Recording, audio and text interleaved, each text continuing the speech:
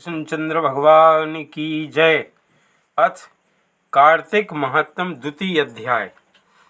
श्री कृष्णचंद्र जी बोले, हे प्रिय, उधर गुणवती ने अपने पिता तथा पति का राक्षस द्वारा मरण सुना तो वह दुखित होकर विलाप करने लगी।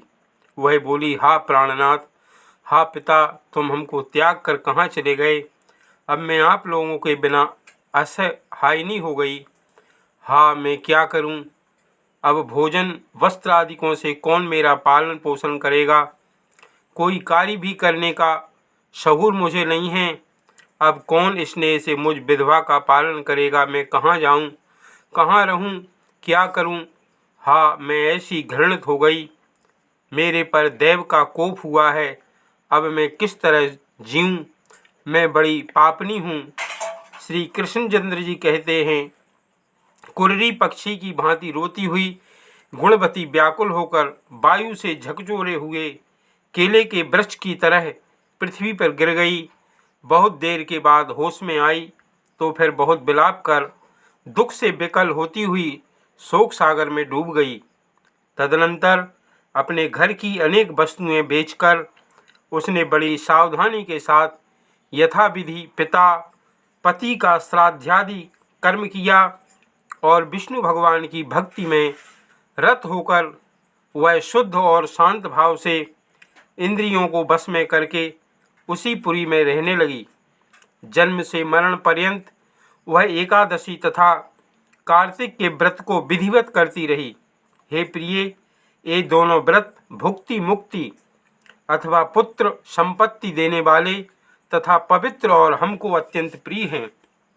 जो मनुष्य तुला की संक्रांति पर सूर्य के आने पर कार्तिक मास में सवेरे के समय स्नान करते हैं, वे बड़े से बड़े पापी भी हों तो भी मुक्त होकर पूज्य माने जाते हैं।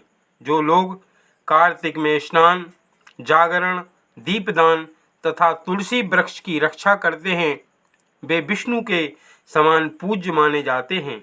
जो प्राणी कार्तिक में विष्णु भगवान के मंदिर की सफाई और भगवान का पूजन करते हैं, वे प्राणी जीवन मुक्त हो जाते हैं।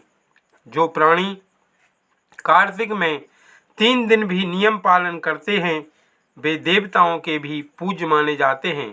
तब भला जिन्होंने जन्म भर नियम किया है उनका क्या कहना? इस तरह गुणवती मन लगाकर प्रतिवर्ष कार्तिक का व्रत और भक्ति पूर्वक विष्णु भगवान की आराधना करती रही।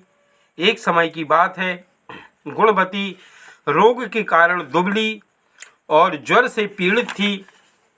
इस दशा में धीरे धीरे गंगा स्नान को गई। वह जल में स्नान करने को उतरी तो ठंडक से कांपने लगी। उस बेहवल अवस्था में भी उसने गगन मंडल से आते हुए एक विमान को देखा। उस पर शंख चक्र गदा और पद्म आदि विविध आयुधों से युक्त तथा विष्णु रूप धारण करने वाले विष्णु के पार्षद विद्यमान थे। गरुड़ की ध्वजा से युक्त और अप्सराओं से सुशोभित उस विमान पर गुणवती को चढ़ाकर चमर डोलाते हुए विष्णु गण उसे बैकुंठ धाम में ले गए।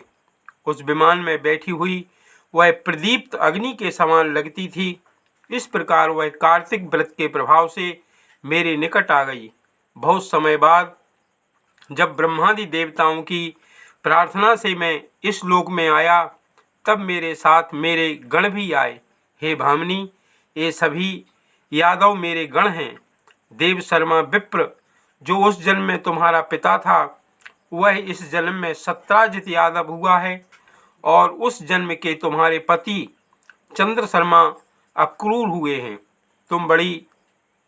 तुम वही दुखिया गुणवती हो। उस जन्म के कार्तिक व्रत के पुण्य से ही मुझे तुम अत्यंत प्यारी हुई हो।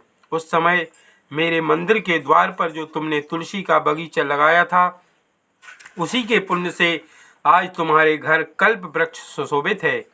तुमने जो पूर्व जन्म में कार्तिक मास में दीपदान किया था, उसी पुण्य से इस समय देह में शोभा है और तुम्हारे घर में लक्ष्मी का वास है। उस समय तुमने जो व्रतादिक पति स्वरूप भगवान को अर्पण की थी, उसी के फल से इस जन्म में तुम मेरी भार्या हो। जन्म से लेकर मरण पर्यंत जो तुमने कार्तिक का व्रत किया था, इसी से कभी हमारा तुम्हारा वियोग नहीं हुआ।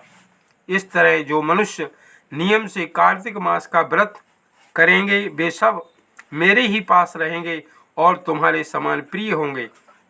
नाना प्रकार के यज्ञ, दान, व्रत तथा तप करने वाले प्राणी को जो फल प्राप्त होता है, वह कार्तिक व्रत का षोडशांश भी नहीं होता। अपने पूर्व जन्म के पुण्य के प्रभाव का वृतांत सुनकर सत्यभामा बहुत प्रसन्न हुई और संसार के आदि कारण स्वरूप भगवान श्री कृष्णचंद्र को प्रणाम करके बोली, बोलिए श्री कृष्णचंद्र भगवान की जय।